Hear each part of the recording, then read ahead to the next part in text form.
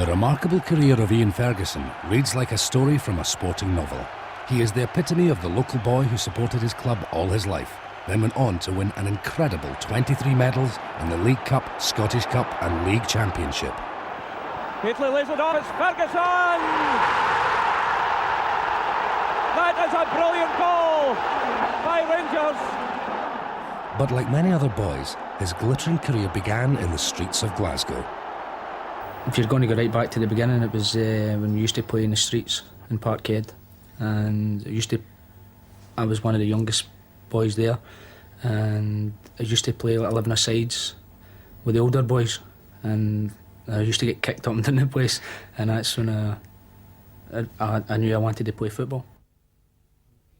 Ian's determination was noticed in primary school, and he was spotted by scouts from Aberdeen Boys Club who were recruiting in Glasgow. Alex Ferguson had just taken over Aberdeen at the time, and he was trying to get a boys' club from Glasgow, and he introduced me to Mr. Beck, Sam Beck and Mr. John Thompson, and things just went from there. You know, I played from, I think it was under 11s right through to under 18s with these boys.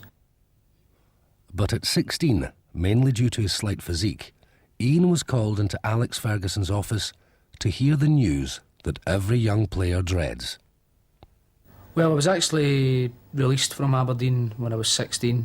Alex had, you know, he was good about it. He's got decisions to make, and just said I wasn't up to the standard what he was looking for, and I just got on with it. You know, there's no use crying about it, and come back down to work in Durham Moors as a van boy, and also in the factory, and they had run a football team, and it was a man called Dougie Liddell who actually recommended me to Mr. Dunn, who was I think he was a director at the time with Clyde, and Mr. Dunn came and watched us, and he told me to report to Shawfield Stadium to meet Mr. Craig Brown, and that's how it all came about. At Clyde, Ian learned quickly, and his hunger for success soon paid dividends. Craig Brown put me in the reserves, and then within, I think it was about 7 or 8 games, actually gave me a chance in the first team. John McVeigh was there, Paul Flexney, Stevie Evans. You know, it was great, just learning for these boys, and it's a learning process, and if you listen and do what the most experienced players tell you, then there'll be a problem. And as long as you've got a good attitude and you want to win and you're hungry for the success, then you'll do okay.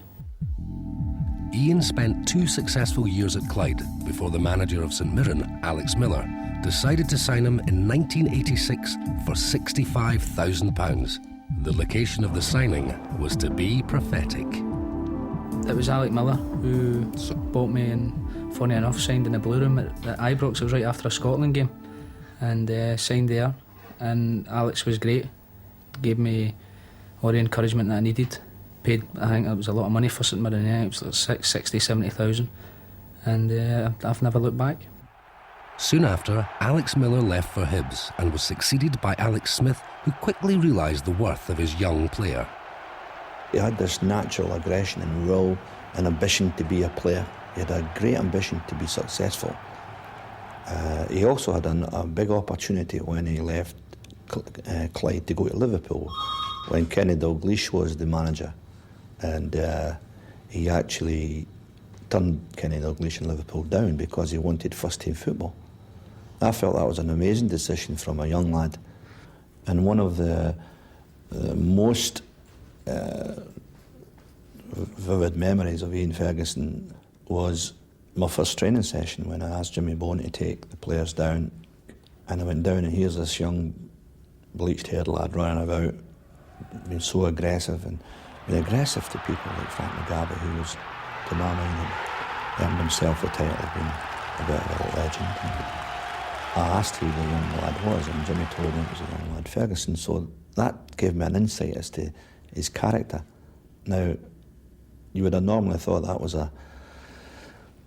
maybe a bit of cheek for a young player to speak to a senior pro like that, but not in his case. It was like that with everybody else, and everybody liked him because of that, because of his aggression.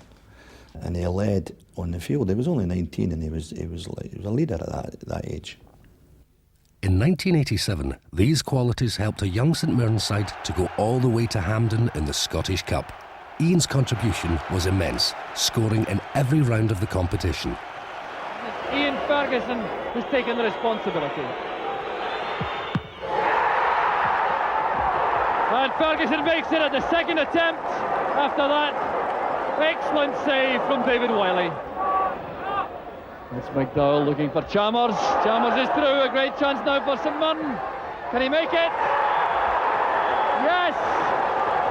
Paul Chalmers with the third for St Mirren. And just look at the jubilation of these St Mirren players. Natural left foot. There's Ian Ferguson. He's away from Henry Smith. Great chance for St Mirren. Brilliant play from Ferguson. St Mirren are in the lead. His contribution to that game was immense. The goal he scored, for instance, he struck the ball from a very acute angle into the net with his left foot. And again, it was his determination to score and his skill, of course, which was coming out more and more every game he played. And in that particular game, it was a tremendous finish, and it set us up to go on and win the game, actually. St Mirren's opponents in the final, Dundee United, had proved their ability by reaching the final of the UEFA Cup that season. Few people gave the young Paisley side, who fielded 5 19-year-olds, much chance of victory.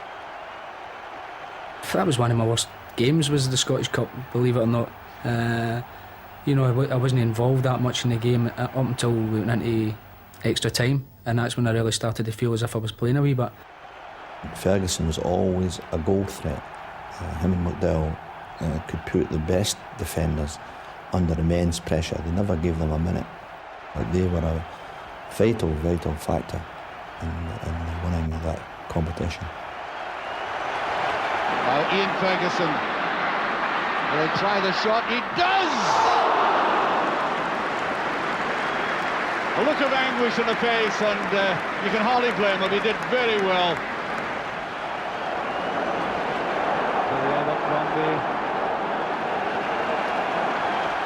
On it goes to Ferguson. Great run by Ferguson here. Can he put it away? Out! Ian Ferguson, one chance in the game, and St Mirren are in the lead.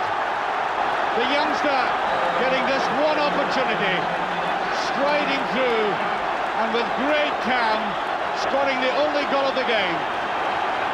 And there it goes. St Mirren have won the cup. That was obviously one of the greatest days of my life. Winning the Scottish Cup at 20-year-old, scoring the winning goal. You know, it was incredible. Even greater glories were to follow when in February 1988, Ian signed for the club he had always wanted to play for, Rangers. However, the rumour factory had been in overdrive for several months, stating that Ian had been asked 3 times already by Rangers to sign. The first time would have been enough. When speculation came about for me to join Rangers, it was I think it was the Daily Record and the Sun, and I went in and asked Alex Smith, and he said that it was just paper talk, so I just got on with it. But it was never going away. There was always speculation on the news, in the papers, people coming up and speaking to you, players phoning you. You know, it was never ending, and it went on for months and months, and I just had enough of it. And I went in and seen Alec, and then Alec eventually said that there was interest, and from there on in I just knew where I wanted to go. He didn't want to play for anybody else. I mean, his last game for St Mirren was at Ibrox, and he was waving to the Rangers supporters because he knew he was going to Ibrox, and nothing that I could have said or done was going to alter that. Graham Souness knew what he was wanting, but Walter Smith, they knew what he would do for Rangers. Ian was one of those, when we signed him at the start, he had played up front, he had played as a striker, he had played wide and right for both Clyde and St Mirren, and as I say, up front, midfield was his favourite position, but funnily hadn't played a great number of games in that position. When we got him, he was joining Derek Ferguson and Ian Durrant, and we felt then that we had, you know, an outstanding young midfield trio there.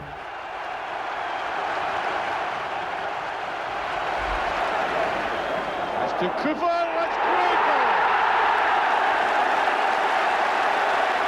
Oh, beautifully worked. But that really started with this excellent move by Ian Ferguson, who's been very quiet. Now watch this, the dummy and the finish that went, from that angle right through the goalkeeper. Ian's signing was the most expensive between two Scottish clubs, but even such prestige didn't stave him from the welcome treatment at Ibrox. I think the first team was off, and I was training with the young boys. I think it was John Spencer, David Hagan, all them, and but McCoist and Durant were lurking about, obviously from Glasgow. They came in and wished me all the best and that, and didn't think anything of it. Put my training kit on, and deep heat was in my pants. And before I knew it, I was running over to the training ground, burning. I couldn't get back. I was told to get over to the training ground and train. And then you come to Ibrox, this big, massive stadium with 50,000 people sitting in it. You know, it was overwhelming. It was absolutely incredible. And also, getting in, and no disrespect to Clyde or St Mirren, like getting into train with Terry Butcher, Chris Woods, Ali McCoist, Ian Durant, you know, just was incredible. And it's still incredible getting through that door of the day after being there 11 years. It's still the same feeling I get getting into train with the likes of these players. Rangers lost the league in 1988, but Graham Souness was determined that the Ibrox side would fight back to the rightful place as Scotland's premier team. Graham had a big meeting with all the players in the middle of the centre circle and just laid down the law and basically what he was looking for, and he got a great reaction. Ray Wilkins will take the free kick. Goff is in the box once again. So is Butcher. Back to Brown. Blocked by McCarthy. There's McCoist. Deadly finishing by Ali McCoist. Goff and Butcher have gone up. It's launched in field by Stevens. There's Butcher. Back with Wilkins. Absolutely magnificent from Ray Wilkins. 10 minutes to half time, and a goal which Ray Wilkins will never have bettered in an illustrious career. It's headed on by Rogan. Here's Durant retrieving it for Rangers. McCoist nods it on, an awkward one for Andrews. And the ball is in the net. It's a goal for Rangers. Durant takes the credit, but it's a disaster for Ian Andrews. Breaks off Ian Ferguson to stay. Tackle came from Ferguson, a good one at that. Winkle turning straight into Wood. McCoist to Walters. Walters now facing McCarthy. Getting in a fine cross. Kevin Winkle! Walters to Winkle. It's 4-1 to Rangers.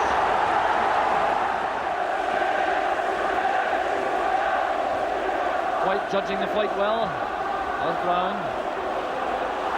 Taken in trouble as Ali McCoist. Down he goes this time, but Walters! Mark Walters makes it 5. That was nice. I always remember an interview with Tommy Burns after it, and he just says, thank God it wasn't 7. And I think that's when Graham realised.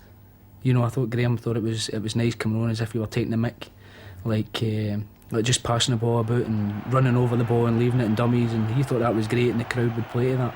But me, Coisty, Bomber, Girani, we were all raging. You know, it was one of the ones, even though we'd won 5-1, we were happy, but you know, we just felt as though we'll never get a better opportunity. You know, there was still 20 minutes to go in that game when we had them rattled. Even in his first full season at Ibrox, Ian was establishing himself as an invaluable part of the Rangers team, missing only 6 league games and scoring crucial goals. One of the most memorable was to bring Ian his first medal when Rangers met Aberdeen in the Skol Cup final.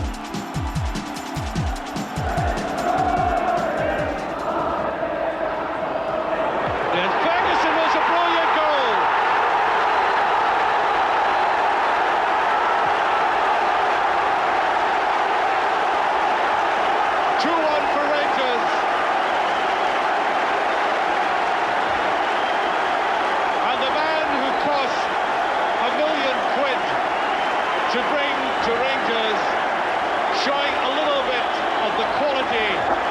attracted Souness and others in the first place. Under Graham Souness, Rangers were beginning to dominate the league, and the power of Ian's right foot was becoming a very efficient weapon. So a set piece at the edge of the box. Wilkins sideways to Ian Ferguson. Perhaps the most powerful right foot in Scotland at the moment. Ian always relished the old firm games, but every player wants to score in such a highly charged match. And for Ian, his first goal came in the 4-1 victory in January.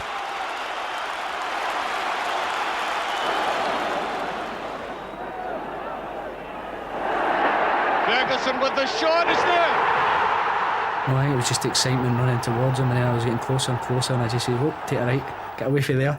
And no, it was brilliant. Every Rangers fan will tell you, there's nothing better than scoring against your old rivals. With Ian ever present in midfield, Rangers now seem to be on course for the championship. Comes towards Martin with that shot. McCoy's and Ferguson did it. Brilliantly taken. By April, the final games of the run-in were crucial. Remarkably, Rangers had not won at Parkhead for 9 years, but that, thanks to Ian, was about to change. There's Ferguson with a shot. Oh, it's a brilliant one. And he's gone in. It's a second for Rangers. A superbly struck free kick there. It whistled and brilliantly saved or stopped. And Ali McCoy's just getting in the head in. Rangers are 2 up. However, that result did not ensure the championship, and Rangers were determined not to lose sight of their goal. Back to Ian Ferguson. A special from Ferguson, and Rangers go in front. Well, take a look at the power here. Played in by John Brown. Head flick on from Drinkle. Scrambled away by Cooper. Just look at this stunning power and this right foot shot. Tearing the net out. The 29th of April was to be an historic day for Rangers. It was the day they won the first of their remarkable 9-in-a-row victories, all of which, and more, Ian would be part of.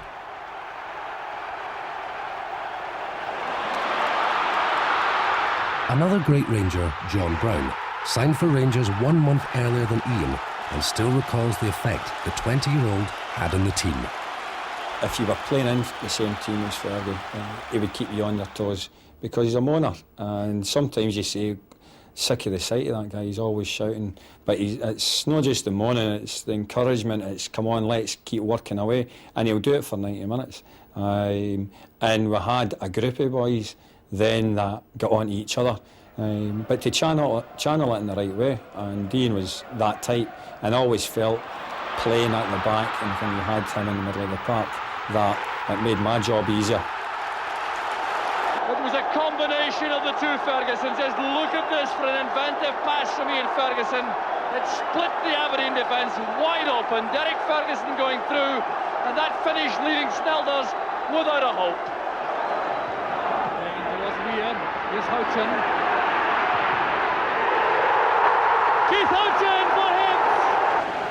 After the first 2 games of season 89-90, Rangers fans found their team in an unbelievable position, bottom of the Premier League. Already the media were calling it a crisis. You've got to keep winning at Rangers, and that's something that's been drummed into us from day one with Graham and Walter. You've got to keep winning. You're 2 games away from a crisis here, and it's true. I like to think that I took it in my stride. I just felt as though we would always come out it, and we did. And the team just went on from strength to strength from there on in. Butcher waits. There's Butcher! Butcher for Rangers! 5 minutes gone! A dream start for Rangers! Here's John Brown. John Brown, oh, great goal! Connor not too decisive with the clearance. Here's Walters. Testing and teasing the Aberdeen defence. 1-0 to Rangers. We had a fantastic squad. It was, at that time, mainly a British squad.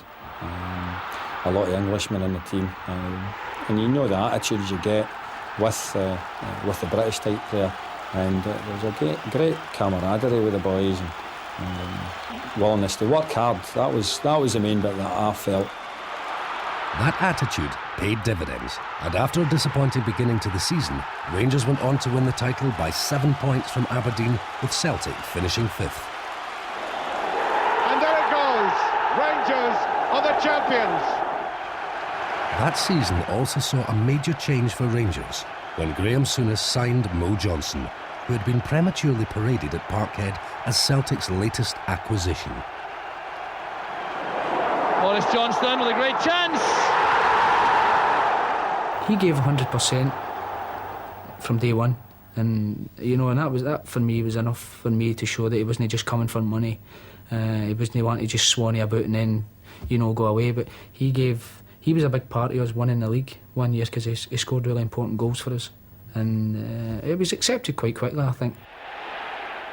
Rumours from the terraces said that Morris would never score against Celtic. That was disproved in spectacular fashion in a momentous match in November. Johnston, and he scored! I think it was on the 86th minute or something.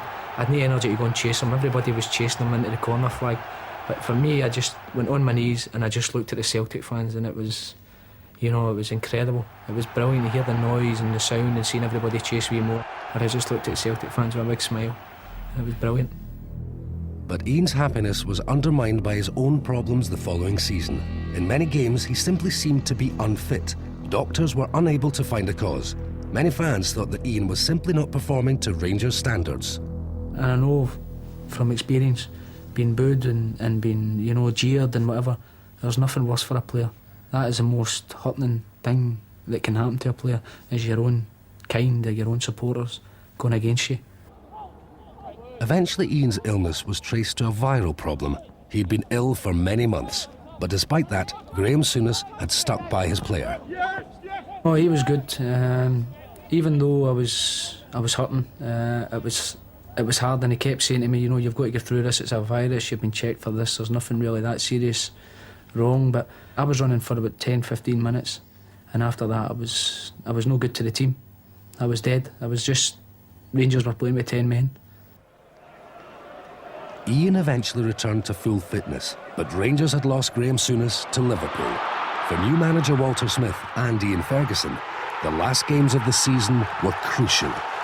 This was a goal which depended on the courage of Ferguson. Well, they've been putting on the pressure in the last couple of minutes, and Tom Cowan decides to throw it long. So United head that gets there, but that's a brave header. Remarkably, Aberdeen had eaten away Rangers' lead, and the championship would be decided when both teams played on the last day of the season. The atmosphere was incredible. You went out to your warm-up, the fans were singing and dancing. It was just an incredible feeling. You just knew, I knew that week that we weren't going to get beat. And I don't know why, I just always knew we weren't going to get beat. That's good play by Stevens. Brian Grant's header. And a fine first-time effort by Ferguson. Such power in that right boot. Get away by right, only as far as Ferguson. But it was well taken by Ian Ferguson on his weaker foot, the left. Interception made by Wright. Here's Ferguson.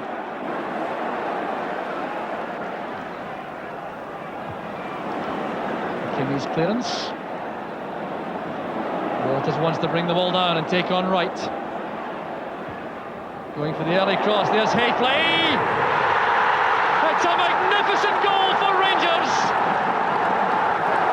Despite being decimated by injuries, Rangers had shown their true grit and won their third championship in a row, giving Ian Ferguson another medal for his growing collection.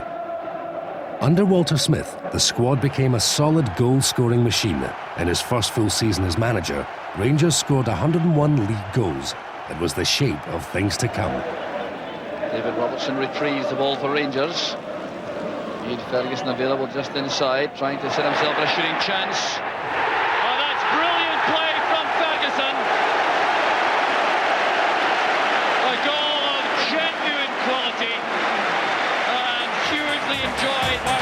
supporters.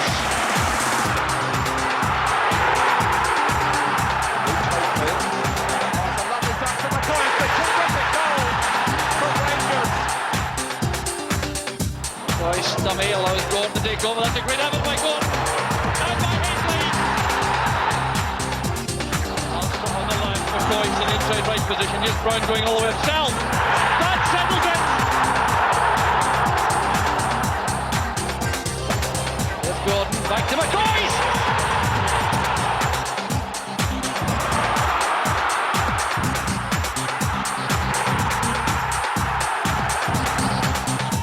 In for Gordon. There's John Brown. Back it comes to Stevens. 2-0 to Rangers. Here's Haisley in the clear. It's a great chance for Rangers. Haisley against Bonner. Brilliant play from Haisley. I think Fergie and myself are pretty much similar. You know, I think we're people's players. Not a lot of flair, but we get the job done. I mean, he puts his foot in, I put my foot in. You know, but you get the job done because you can rely on Ian. Ian, you know what you're going to get from Ian. You know you're going to get a solid performance. He's never going to pull out of a tackle, especially in an Old Firm game. You know, so you know, but that's what you get. You know what you get from Ian, and that's why he's been successful at Rangers.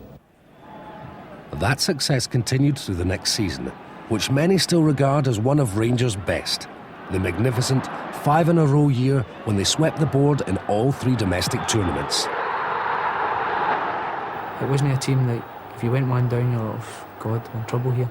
You just knew we would create chances, and that's what we did. And you knew Haitley and McCoy would be there, one of them to put it away. And it was just you went out in the park knowing that you were going to win. You just knew you were going to win. Took this kick, but he's made a marvellous start to the game apart from his goal. Nice little touch there by Dale Gordon to Ian Ferguson. That's a good cross. Haitley's in there. Houstra! Peter Houstra makes it 2-0 to Rangers. The team Rangers eventually beat into second place were Aberdeen. In their first clash of the season, the Ibrox side showed the determination that would take them to the treble.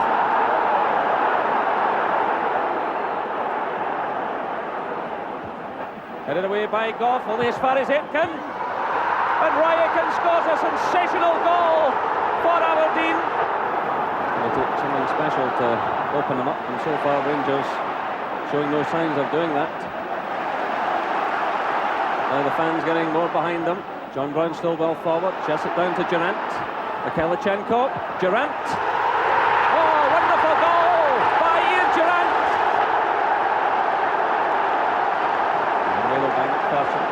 Now it's Durant. Good ball through to Ali McCoist, who's onside. McCoist! 2-1 to Rangers! Ian's first medal that year came when Rangers again met Aberdeen, this time in the Skol Cup final. Oh, that's good play by Stuart McCall. Nice little dummy by Durant. Ferguson getting the ball at his right foot. Oh, it smacks off the post. Well, Ian Ferguson hitting a tremendous shot there, but it was some delightful play as well. It all began with McCall getting the ball to Durant, a lovely little dummy there, and then Ferguson with a right foot shot. Snell doesn't have to hope with it at all, and coming back off the post. So that's a good clearance by Stephen Wright. McCall plays it to McCoy, to Durant. Some lovely close play here by Rangers. What? Oh, it's McCall! Stuart McCall for a blunder in the Aberdeen defence.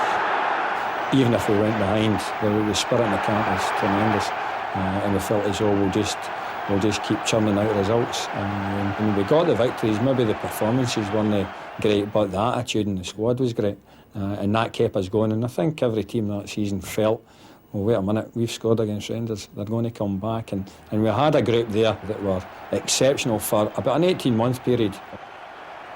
That team went on an incredible 44-game unbeaten run. But many people forget that the 3-foreigner rule was in place, making them one of the finest squads made up of mainly Scottish players in the club's history.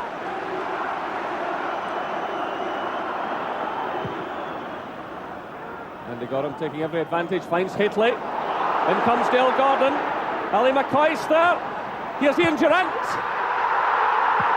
Ian Durrant scores for Rangers.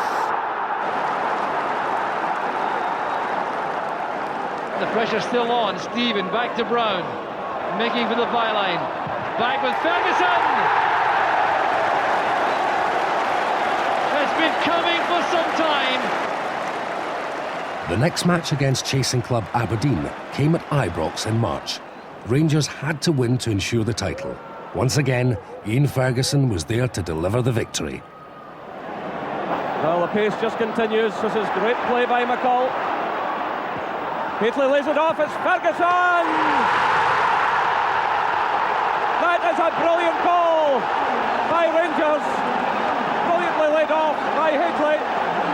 It all began with persistent running by McCall. It was played through to Haitley and he laid it off to Ian Ferguson. The championship was won at Airdrie after a gruelling season during which Ali McCoist broke his leg on international duty. But Ian made sure that Ali wouldn't miss out on the celebrations.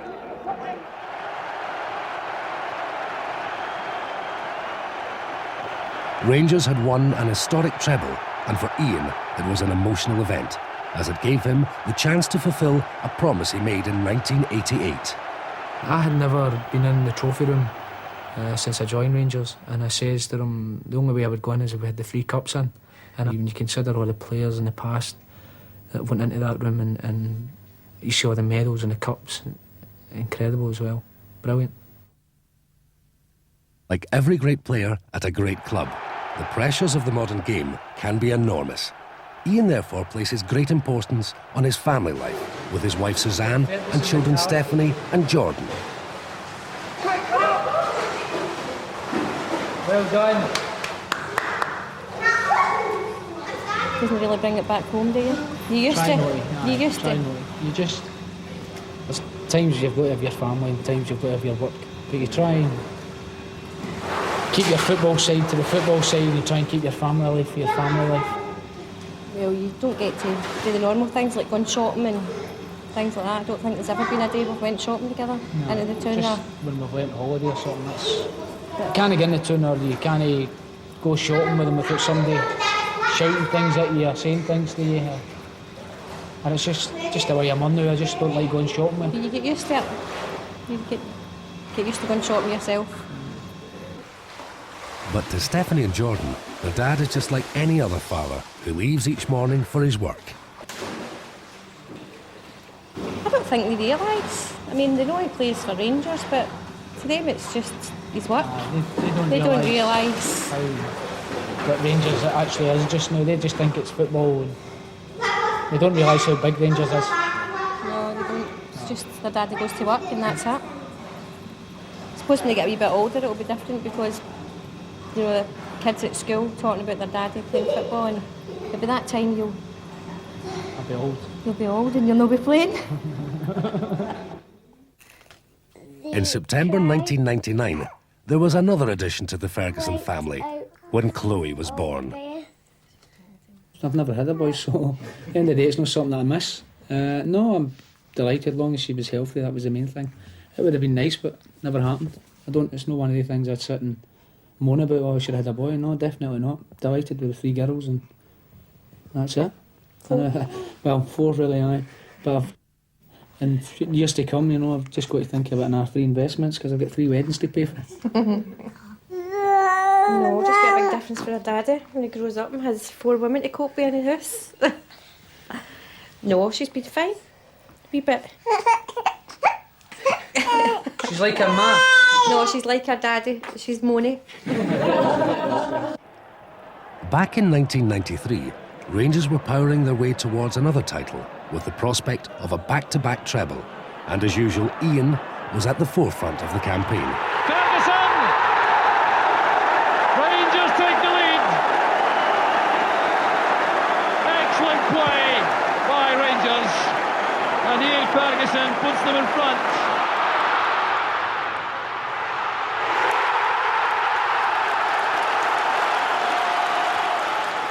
Hopefully gets a touch. This is Mikhailichenko. And the chance on here for Ferguson! And Ian Ferguson gets Rangers the lead. In the League Cup, Ian had scored in every round. In the quarter-final against Aberdeen, he was determined to continue that success. The corner kick to Rangers. Scramble away to the edge of the area. Thundered home by Ferguson. He's been hovering there all night in these situations. And that was a magnificent strike with his left foot.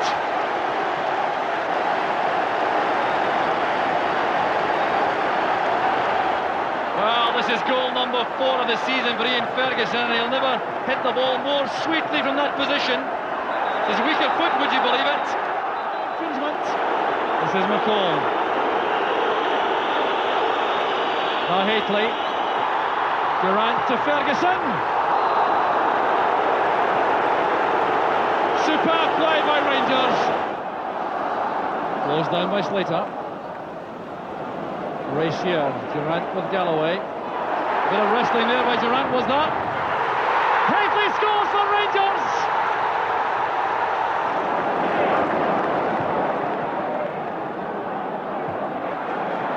Ferguson to Durant.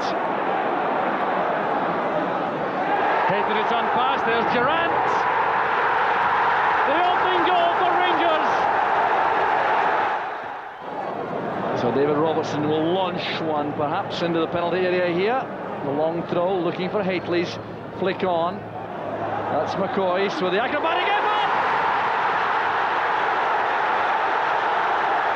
McCoy's does it for Rangers. He scores in the most spectacular fashion. That victory gave Ian his 4th League Cup medal. The success was due to the now legendary Rangers team spirit, which united the whole squad. After returning to Ibrox, Ian was keen to show their all-for-one spirit.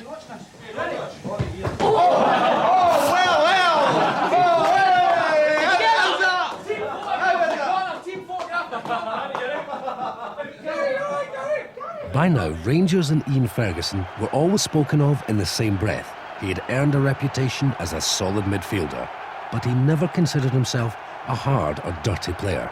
People say to me, you try and hurt the man. But if you go back to your footage and see anything, you can find one bad tackle and me try to hurt a man, I'll chuck football. I've always went for the ball and always tried to be fair for the ball. But, you know, people say, he does this and he does that and he doesn't go for the ball and that. And that's what annoys me. I've never seen Fergie going over the ball. So he's a hard player to play against, but that's the position he plays. If you look, all the best players in the world, you know, your midfielders, the ones that work their tail off, all graft and make sure they win the ball, then, you know, that is in their makeup. That's what managers want. Fergie had that in abundance. Tell you what, he's one of the first you'd want in your team. I feel in football, if you fear a player and you fear it, then he's if he does something good against you, you start to hang off him. But if you're in there tackling him and getting the ball and winning the ball, that gives you the upper hand, I feel anyway. And that's the way I was. I didn't like getting in fearing anybody. I just went in and tried to, I wouldn't say bully them, but try and intimidate them a wee bit more than what they would me. That attitude and hunger to win is a hallmark of the great players who played in the light blue jersey. It gave the club its momentum and passion, driving it on to win championship after championship.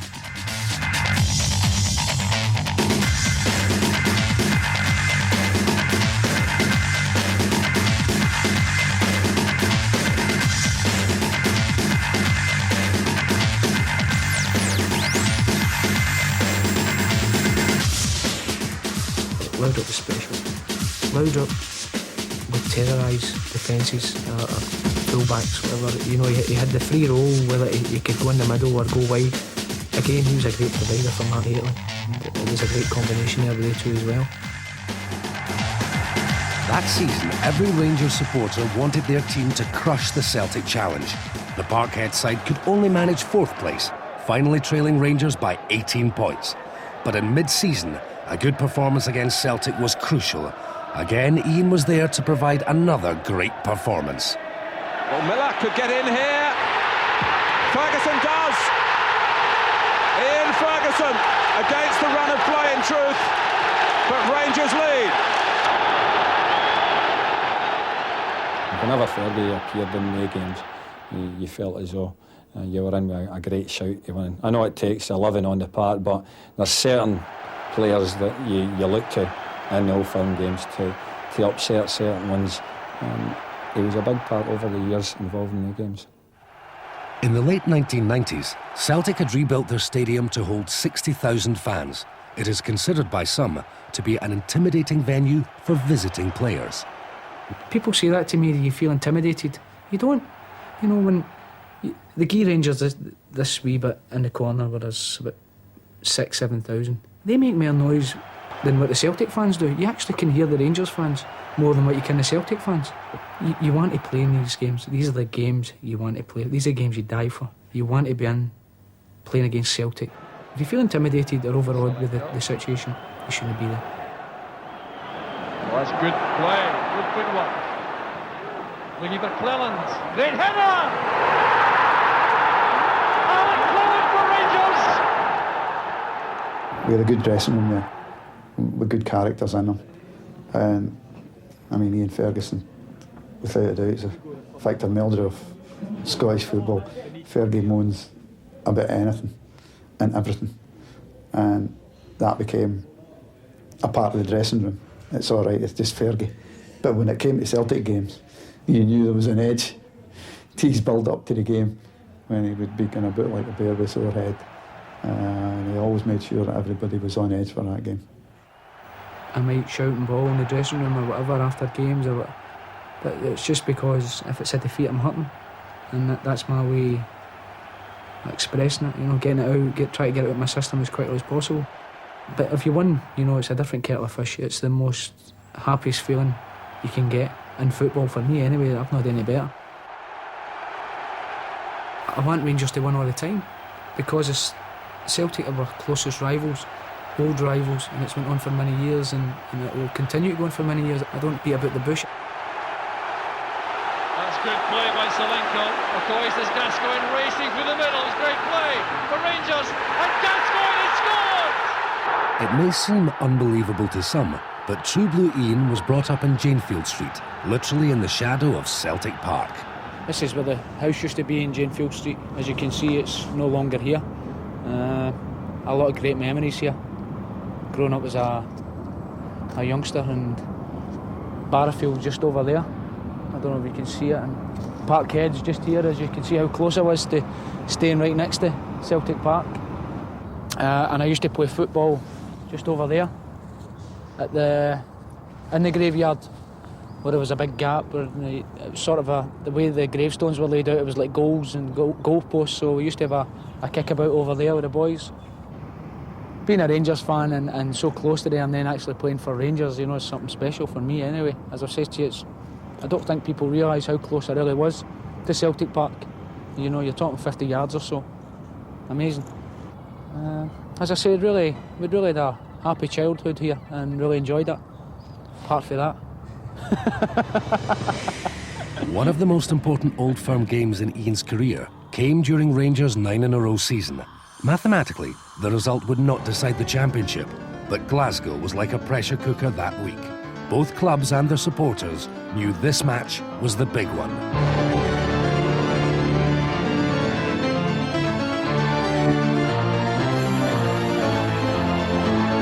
At that point, they had the chance.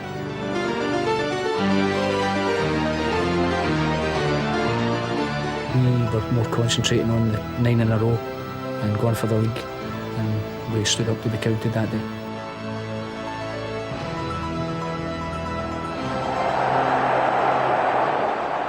Durant coming through, the goalkeeper's off his line.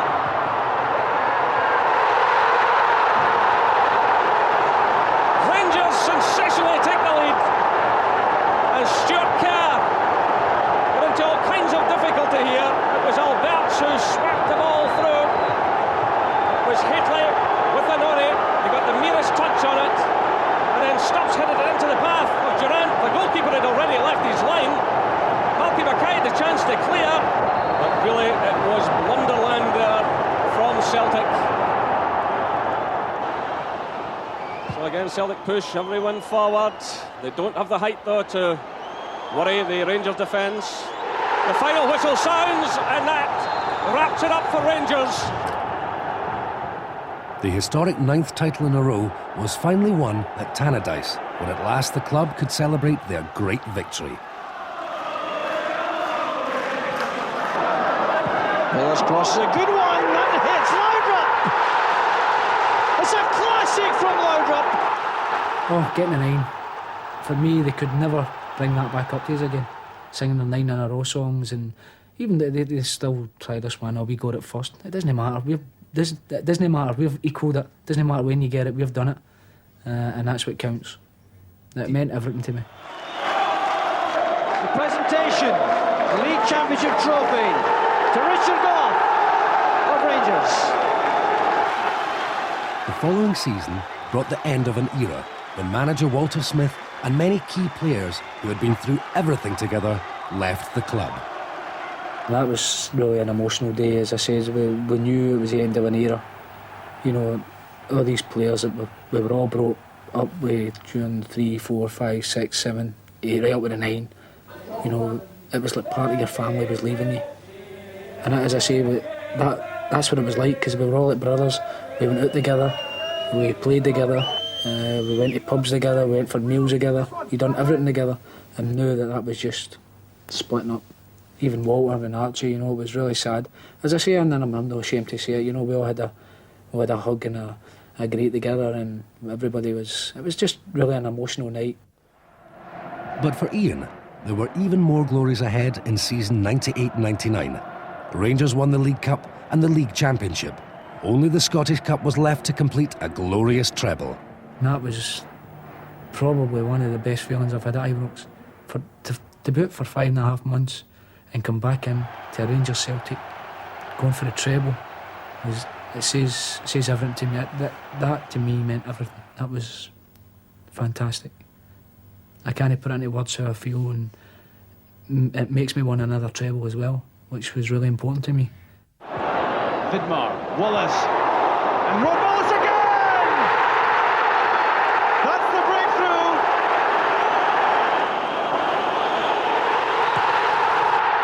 The final whistle goes. Rangers have won the treble.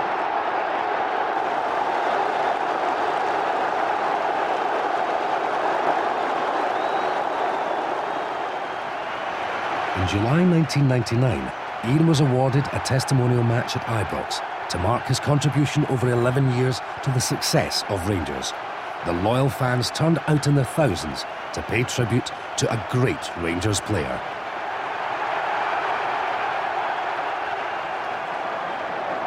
Ian Ferguson, can he have a shot at goal? Looks for the 1-2, Moles, left foot, curls it through, and went against the thigh of Steve Bold, but drives it only as far as Barry Ferguson. Ferguson going forward. Can he find a shot? He's been treaded out, tries a shot at goal, and scored! It's Ferguson Jr. who opens the scoring in Ibrox, and what a pitch it was too! The testimonial, it's a great honour, and it's one of the biggest honours I'll get in my career, and a privilege to be honoured with this club to get a testimonial. You know, when you consider the players that I've had them over the years, absolute honour for me. I can't say any more. That honour was awarded not only for Ian's loyalty to Rangers, but for the skills he brought to his midfield position, which are underestimated by many. I feel at times that he could have achieved much more if he would have been used in a more creative role than the role he was asked to do with Rangers. The Rangers used him on many occasions as a ball winner, but he was also a very, very good footballer. But Rangers always had people like Graham himself, Ray Wilkins, Gascoigne, really big players who played in there. So Ian had to be a supporting player to these type, whereas he could very well went on and become as good, if not better, than one or two of them. I take my hat off to Fergie. He's seen it out. He had critics, as Ali McCoy's had in his early stages, but McCoy's is one of the all-time heroes at Ibrox, a legend, and Fergie is too. And he deserves to be with the amount of games he's played and the things he's won. And to win all these medals, I've always said he's got that winning mentality. But for Ian, one of the most important factors in his success has been the Rangers fans, who have stuck with them through the good times and the bad. You appreciate these boys when you win things for these people. It really, and when you see the joy in their faces, you know, and it's incredible. They're so happy over them, and it's just nice. I kick at it. You just can't put into words what it means to these people. And I know, because I've been a Rangers fan and I've seen Rangers lift cups. Finally, in January 2000, like so many great players before him, Ian left Rangers for the last time. It was quite an emotional day, actually. I went away on Sunday to collect my boots because I knew I wouldn't go back, but it was hard. I must admit that was the saddest moment when I was collecting my boots, and I'm glad in a way that there was nobody there. Just went in, picked them up, had a wee look about, and then obviously disappeared. But you know, as I said, there's a lot. I've got a lot of good friends there, you know, and I'll go back and see them, you know, right from the top, right down to the bottom. His new home was Dunfermline, where in his second game he showed that he'd lost none of his hunger for success.